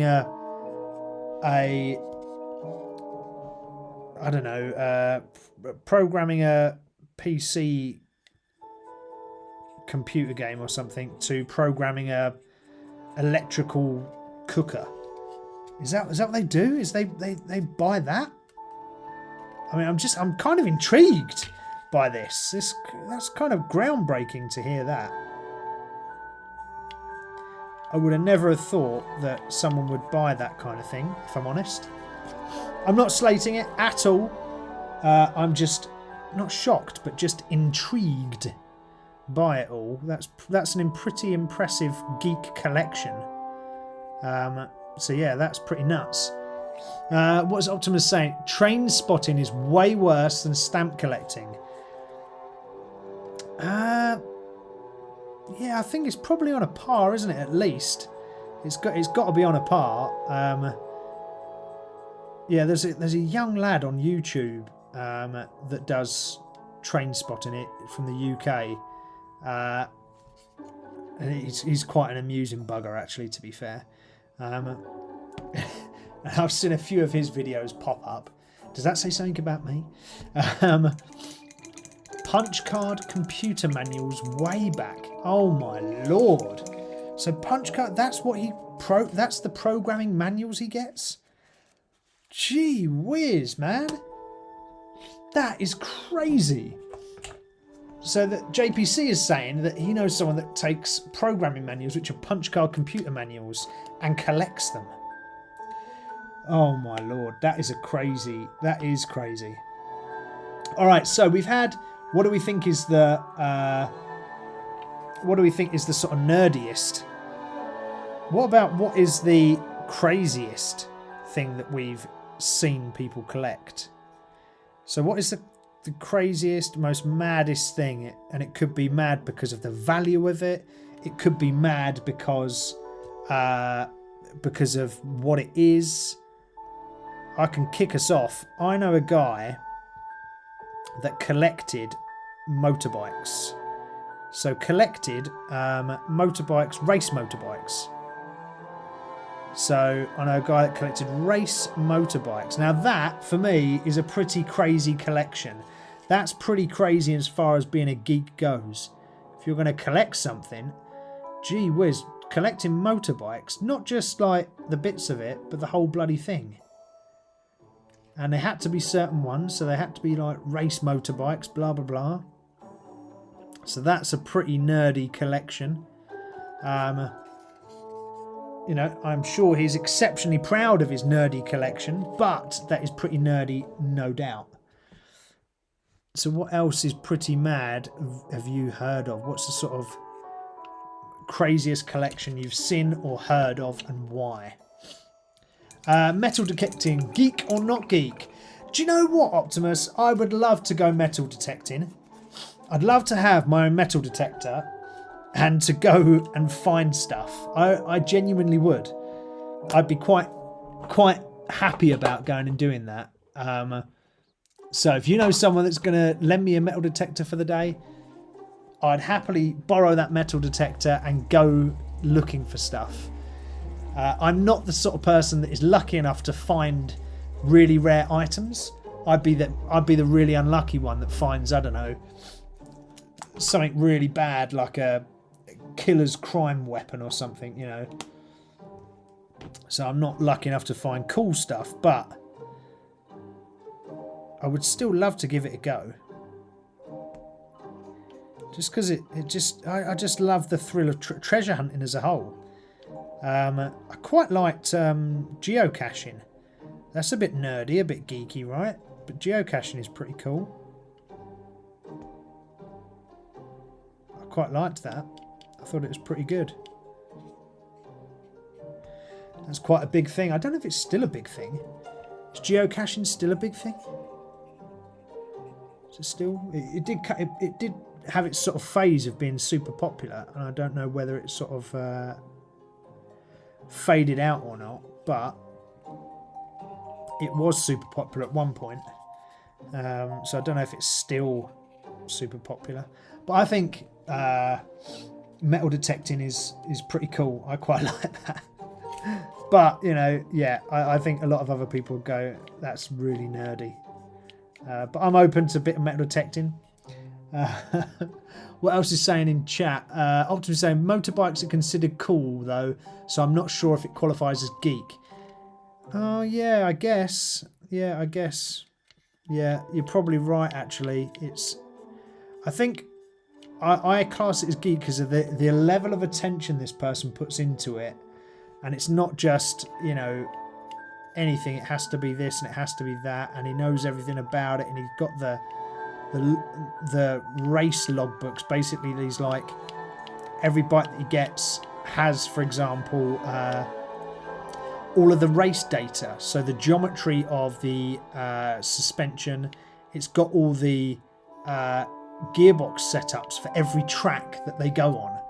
You know, so all these tracks that you see motorbikes race around, this guy then has all of the settings for those tracks for these bikes. It's kind of mad. So that's the level of geekdom I think that I'm sort of applying here. Granted, I don't think motorbikes on their own are geeky enough. There you go, on his little tabard thing here. We've got a blue, a purple and a green that have gone on. There are some little patches on that, so I'm going to paint the patches just because I think you should. So different colours. What should we go for? Let's go for like a yellowish colour for his patch. Yeah, so I think the motorbikes can still go in purely because it's the level of geekdom on these bikes. It's not just buying a bike to buy a bike. It's the level that goes into it. I'm actually going to have to use a slightly smaller brush for those, because this brush is just too big. It's not going to cut it. There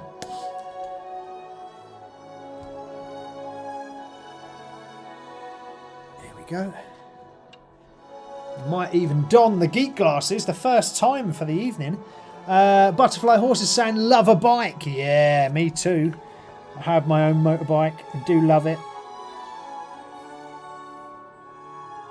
They're good fun.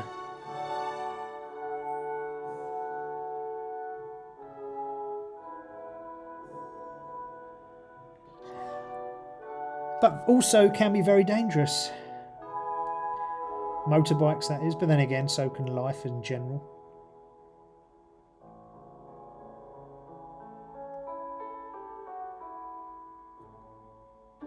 Right, there's the two little patches. We will paint the threads that hold the patches on afterwards once that's dry. Just can't do it all at once, so we'll come back to that area. What should we paint next? What about the wraps around his feet? We should probably do those, shouldn't we? And I reckon we should go with this colour, which is like an off-white.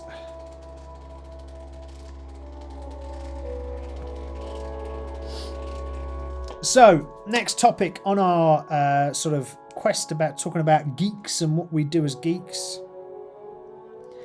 Let's talk about the community aspect of geeks, right? First of all, what I want to say about the community aspect of geeks is the geek community is the most inviting, most open community I've ever sort of tried to engage with. Geeks are super friendly, super kind, and very welcoming, I've found. Now, one of you might sit there and say, no, I've had a completely different experience, Steve. But I'd love to know. If you have, drop it in the chat and tell me what experience you had and tell me why it was so bad. But I think from all the communities, the geek communities that I've got involved with, geek communities are possibly the best communities you could want to get into. Especially if you're the sort of person that's sort of shy, or, you know, not feeling great about yourself for whatever reason. Geek communities are so open and inviting. It doesn't matter whether it's a board game group, it doesn't matter whether it's a book reading club. They are just super inviting, super open, and 9 times out of 10 just lovely people. I've only met, and I've met loads of geeks, I've only ever met one that I thought was a bit of a prat. And that's saying something. Now, I still don't think he's a horrible person. I just thought he was a bit of a prat and a bit of a selfish gamer. But, you know, that's one out of hundreds and hundreds that I've met. Bear in mind, I've been to things like week-long stays away playing geek games for a week, just surrounded by people I don't even know, just playing geek games with them. I've met a lot of crazy geeks, old, young, middle-aged like myself, and they're all bloody brilliant. Really nice people. And that is what I think is super lovely. How, question mark, is saying hello. Hello, how are you? Good to have you here. Nice to have you on board and join us. Is this your first time watching Minis-N-Muscles? Let me know. If it is, welcome to the channel. I am very happy to have you here. Don't forget to subscribe to the channel and join us every week where we paint miniatures and talk about the world of geek. Be that Dungeons & Dragons, Warhammer, Pokemon, you know, you name it, we talk about it. Comic books, absolutely anything, retro gaming, computer gaming in general. We are talking about it, all whilst we paint miniature models. We also talk a little bit about fitness as well. Mr. Howe or Miss Howe, or yeah, I should never misgender you. But I hope you're well, Howe. I'm fine. Ah, yes it is. Welcome then. Welcome, welcome, welcome. I'm glad you're here. I'm glad you found me. And I'm glad that I've found you, Hal. So all we're doing today is we're painting this big fella. So it's a gigantic model that we're painting. He's a Dungeons & Dragons ogre. Every week we paint something different. It could be a Warhammer model. It could be a D&D model, whatever. We just paint models and we chat geek. Today, Hal, we're talking about sort of general life as a geek and what it's like to be a geek. And the last question I put out to everyone in chat was, oh crikey, now I've forgotten what I last asked everybody. Whew, what was it? Oh, the community aspect. So have you ever, what's the sort of, I've been saying that I've never found a bad community in the geek world. You know, playing Dungeons and Dragons, looking at comics, whatever it is. Everyone is so wonderful in the geek world. What's your experiences? Have you had good experiences? Have you had bad experiences? How?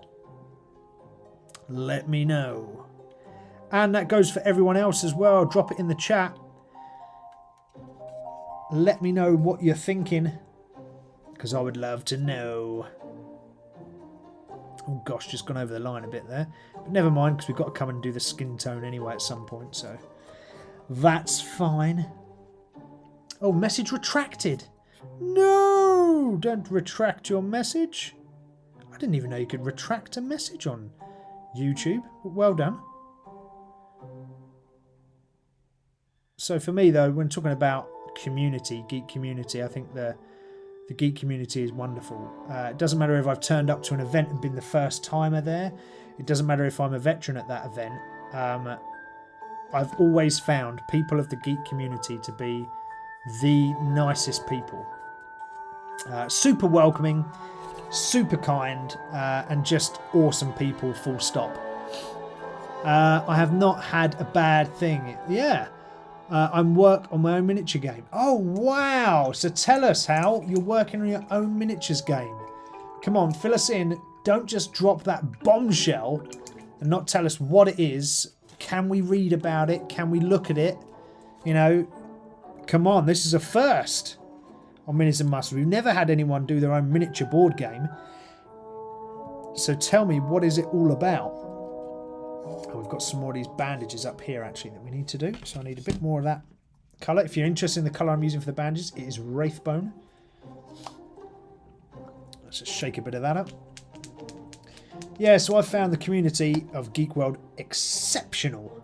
So well done you, every single one of you geeks. You know, give yourselves a pat on the back. Because being as wonderful as you are is a hard thing to come by in today's modern age. So well done.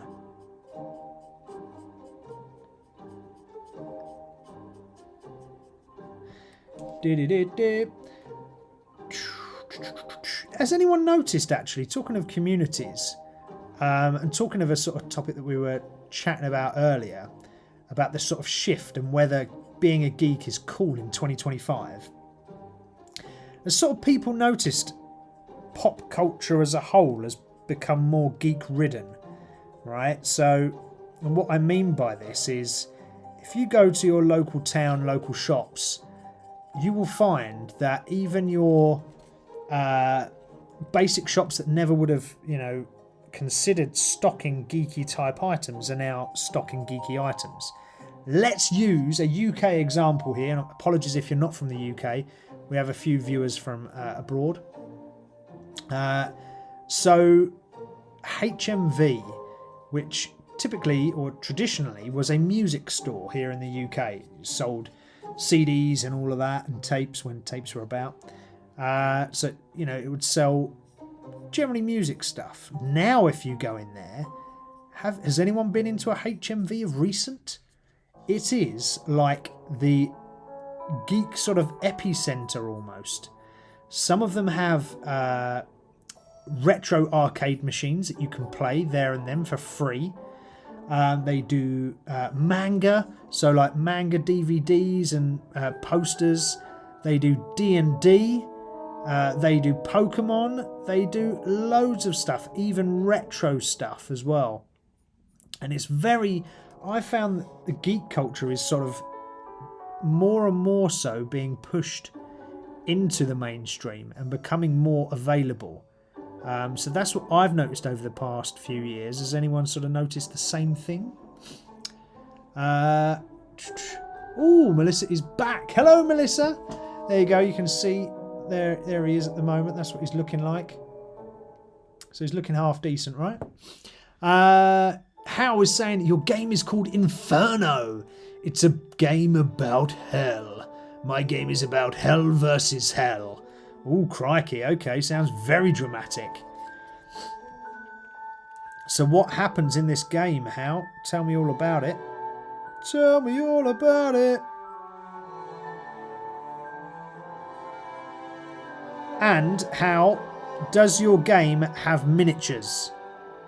So basically, does it have things like I'm painting right now, where people will buy miniatures and play your game?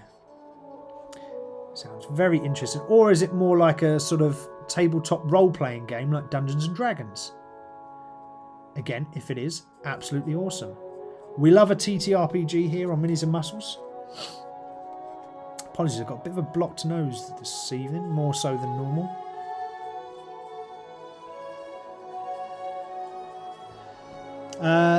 The Lord God is dead. Oh, no miniatures though. Ah, no worries, dude. No worries. That's fine. That's okay. I won't persecute you because you don't have any miniatures in your game. Don't worry.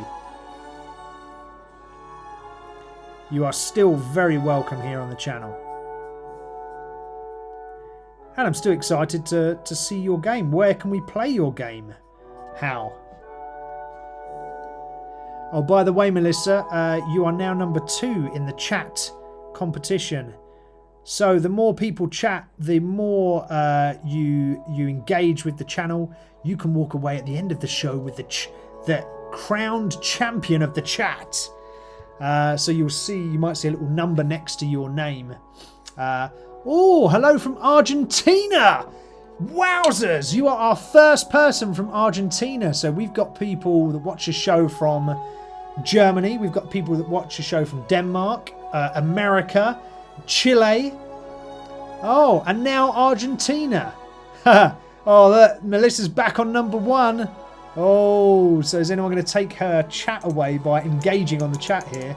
Who's going to take away Melissa's chat crown? Hello, Pisandro from Argentina. That's awesome. Welcome. Great to have you on board. So we've got 2 South Americans on board. That's pretty epic in itself. Righty, we just whacked a load of colour on that. What else we got to do? So apart from the skin, really, there's a few little small bits. I think we might have to start the skin tone. Maybe we could do these grey rocks over here on this, actually. Could probably do those 2 grey rocks, couldn't we? Let's do those. The game can't be played right now, as How is saying. So How has created their very own game at the moment, or is in the process of writing that very own game. And in the lore of their game, the gods are dead. And it's hell versus hell. So that sounds very intriguing. I like it a lot. And Pisandro's joining us from Argentina. So it's our second South American viewer. Welcome, welcome. Pisandro's saying, I'm starting my mini painting journey, so I'm trying to learn as much as I can. Well, you're in the right place, Pisandro, because here on Minis and Muscles, we paint miniatures, and as I'm painting miniatures and talking geeky subjects, I sort of throw in just different tips and tricks about what to paint and how to make a good effect. So, for example, right, if you like the effect of this bearskin fur that this guy's got on here, it's really simple, and we cover that throughout the chat. If you like this sort of skin tone that's on here for the thingy, we cover that. So we cover loads of good things for beginners and painters. There's a fair few different videos that I've created, lives every week on a Friday at 7 PM UK time. And we just go over stuff and we just chat. But if you've ever got any questions about your painting journey, please do pop it in the chat. Let me know. I'll be happy to help answer your questions. Very happy to help. So we had someone on the other day. I can't remember the name for the life of me. I'm very bad at remembering stuff. But they were looking at starting to paint, and I recommended a painting kit for them. And they went and got it, and they started it, and they loved it. So, hey, I'm not saying I'm a genius, but, you know, pretty much a genius. But welcome, Pisandro. Great to have you on board. Oh, and he's subscribed as well. Even better. Come on. Let's get those subscriptions up. I tell you what, we've been stuck at about around 120 for ages. So we need to get the subscribers up on the channel. But the more you guys chat and the more you engage, brings people like Pisandro into the channel, right? So That's really, really helping out. So well done for everyone that's chatting. Do not forget that the chat crown is there for the taking. Pissandra, with all of your chat of recent, you've ranked number 3 in the chat crown. I'm not sure if you'll knock Melissa off the top spot, but for chat crown stuff, or to win the chat crown, you've got to participate in conversation. So the more you talk into the chat, the more chances you will walk away at the end of the show with the chat crown. Which is a prestigious crown we give out here every week on Minis-N-Muscles. Actually, it's something that YouTube brought in not so long ago, so we don't do it we haven't done it every week. YouTube's only just started doing it, so. But it's still a cool thing, right? Still a cool thing. Need some more grey. Let's just pop that down for a sec. Howard is saying he's not finished the rules of his game yet, but he's getting there. Sorry, I'm saying he. I've assumed again. I do apologise. And the kings of the Nine of Hell want to be the new god. Oh, okay. So basically, people that are living in hell want to become the god of the mortal realm. That sounds pretty interesting. And is it a board game you're talking about there? Or is it any other form of game? Let me know. Kind of getting suckered in by this game here that he's talking about. So we're finishing up on our conversation. So we've only got 10 minutes left of the show. So our conversation this week is about being a geek and the sort of the stereotypes and life of being a geek.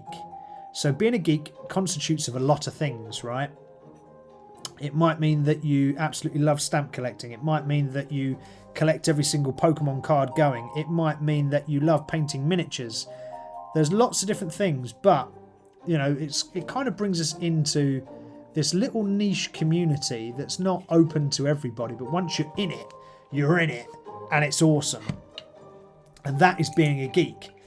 So we spoke about loads of different things, from the sort of classic stereotypes all the way through to positives and negatives about being a geek and the community that surrounds it.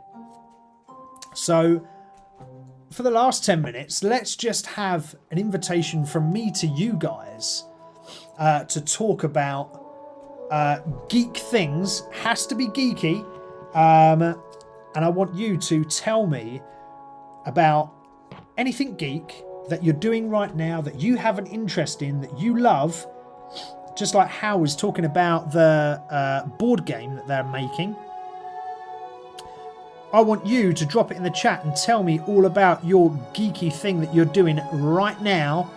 Not necessarily right this moment, but the thing that takes up all your time, your love, your attention in the geek world. Are you collecting a new Pokemon set? Are you painting a new model? Are you creating your own game?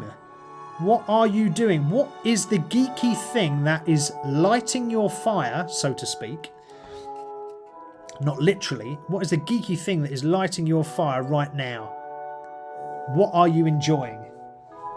And it could be anything from the geek world. I want to know about it. I want you to share with me what it is.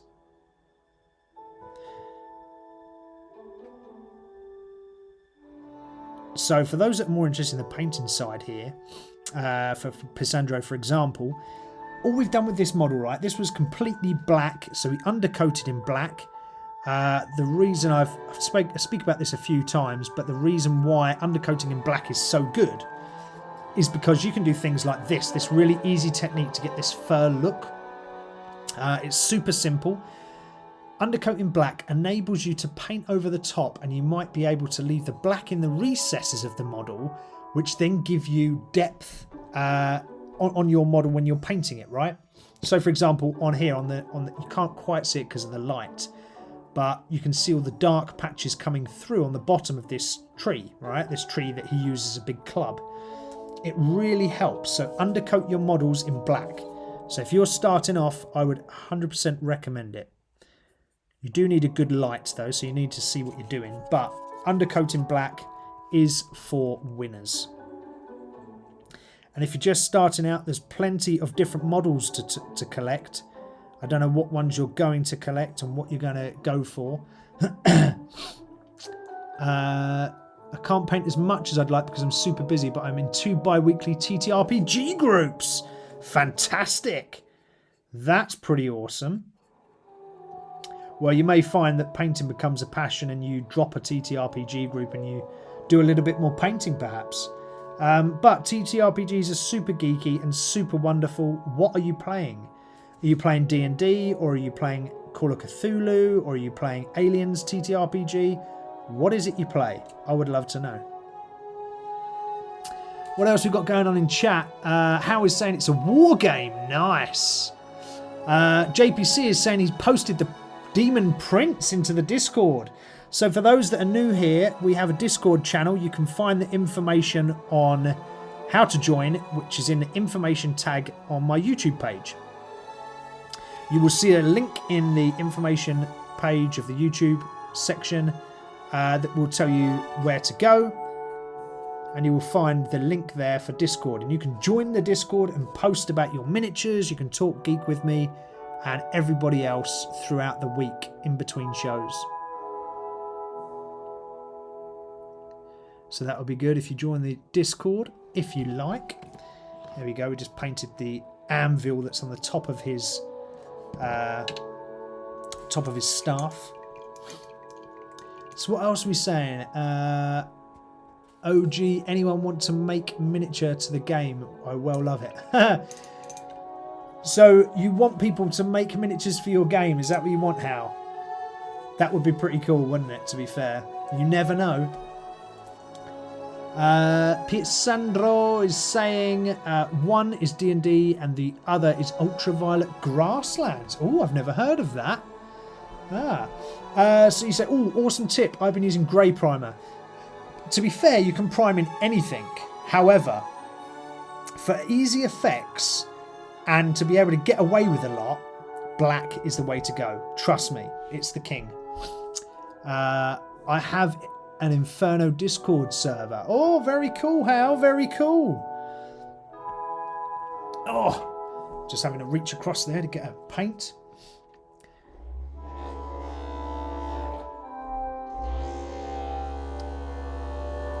Oh, Melissa's just jumped in. Oh, look, she's joined the Discord. But she's also told us that she's joined the Discord just so she can keep her #1 chat crown. I know the game she's playing. I can see the game you're playing, Melissa. Yes. Trying to keep that crown. Let's paint this up here.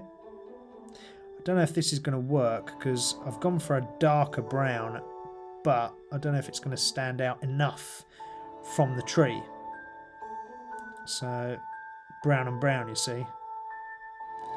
But I might have to go for like a light leather kind of approach on this instead. I mean, we'll paint it and see what happens, but it might not work.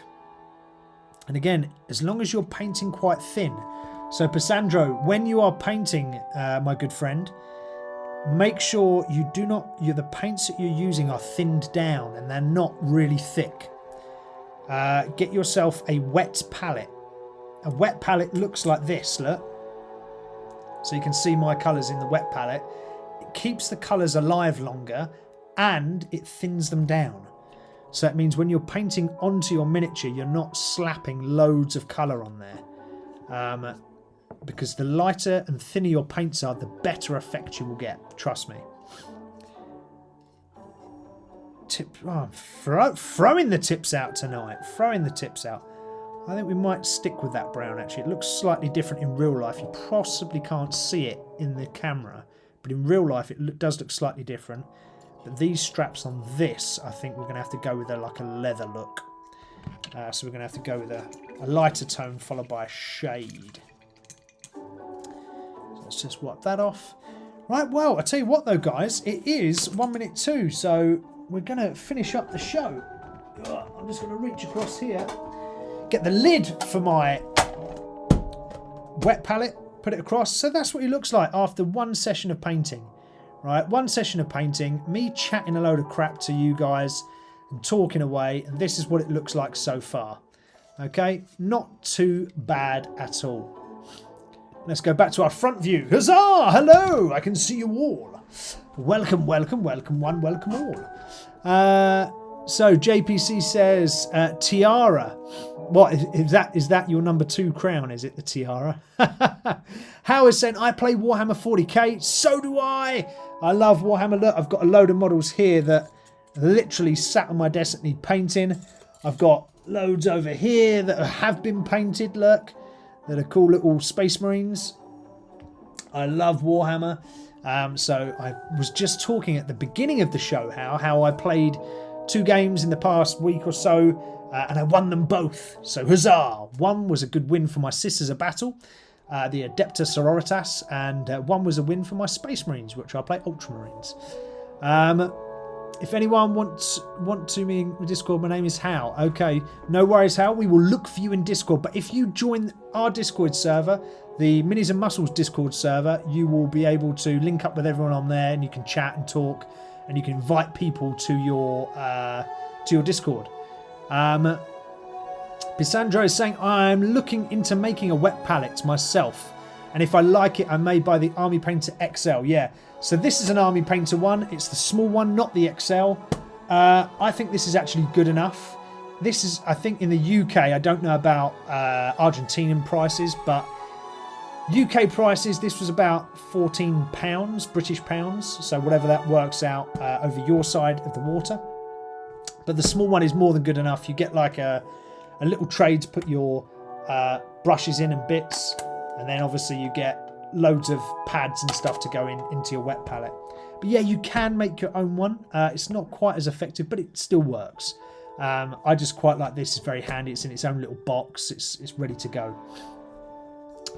Howard is saying, I play orcs. I do have some orcs. I'm looking to sell my orcs though, because I've got too many models. So I'm looking to sell my orcs right now, which I might do. Look, I don't know if I can connect my phone actually to allow me to do my phone cam. If I do that, no, it's not working. Darn it!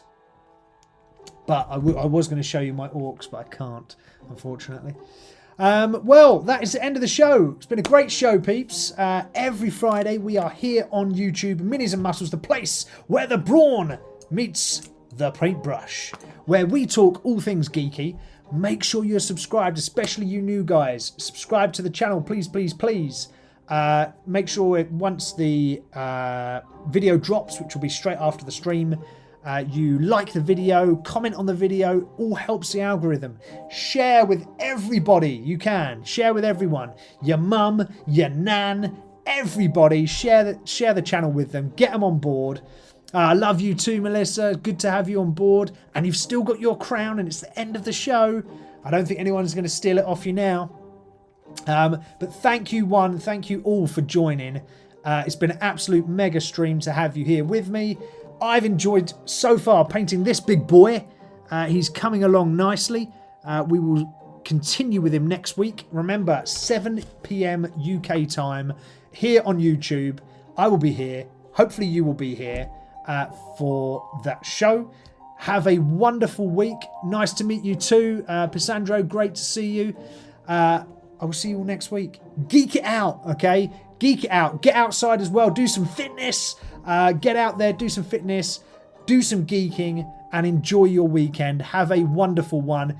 Love and prayers to you all. Stay safe. I will see you all very, very soon. Bye-bye. Minis-N-Muscles, we're heroes rise. The dying world's still modern skies.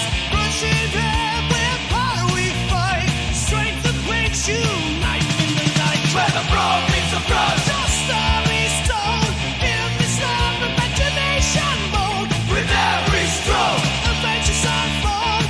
Minis-N-Muscles, heart and soul.